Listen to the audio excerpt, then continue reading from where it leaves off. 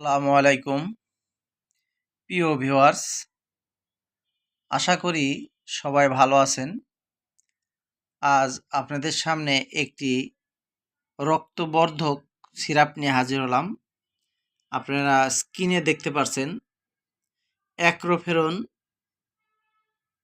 লৌহ সব আয়ুর্বেদিক ঔষধ, যা রক্তবর্ধক সিরাপ।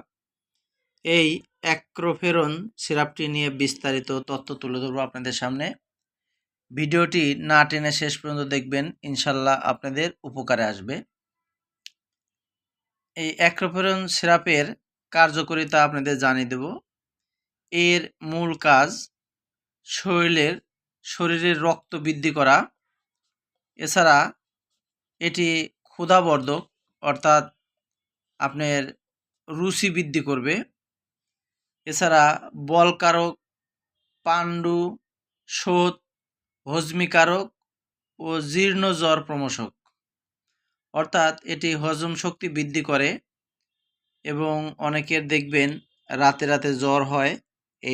এই ধরনের জ্বরজনিত সমস্যা এটি ভালো করে। এটি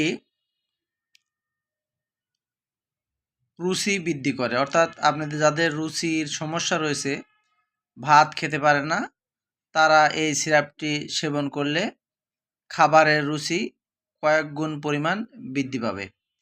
এই সিরাপটি অর্থাৎ অ্যাক্রোফেরন সিরাপটি যে সকল উপাদান দিয়ে তৈরি হয়েছে সেগুলো আপনাদের জানিয়ে দেব।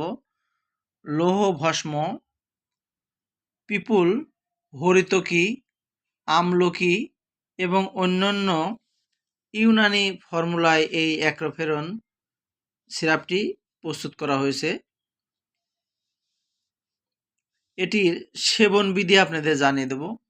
সেবন মাত্রা 2 চামচ ঔষধ সমপরিমাণ পানিসহ প্রত্যেক দিন 2 বার খাবারের পর সেবন করতে হবে। অর্থাৎ খাবারের পর 2 চামচ ওষুধ 2 চামচ পানির সাথে মিক্সার করে সেবন করতে হবে। এই অ্যাক্রোফেরন সিরাপটি প্রস্তুত করেছে একরাম ল্যাবরেটরিজ আয়ুর্বেদিক লিমিটেড। এটি প্রস্তুত করেছে। এটির বাজার মূল্য ধরা হয়েছে 350 টাকা, কিন্তু আপনারা অনেক কমে, অর্থাৎ 100 থেকে 150 টাকার মধ্যে এই সিরাপটি আপনারা বাজার থেকে ক্রয় করতে পারবেন। এটি একটি আয়ুর্বেদিক ঔষধ, কাজেই আয়ুর্বেদিক ঔষধ সম্বন্ধে আমাদের ধারণা খুব একটি নেই।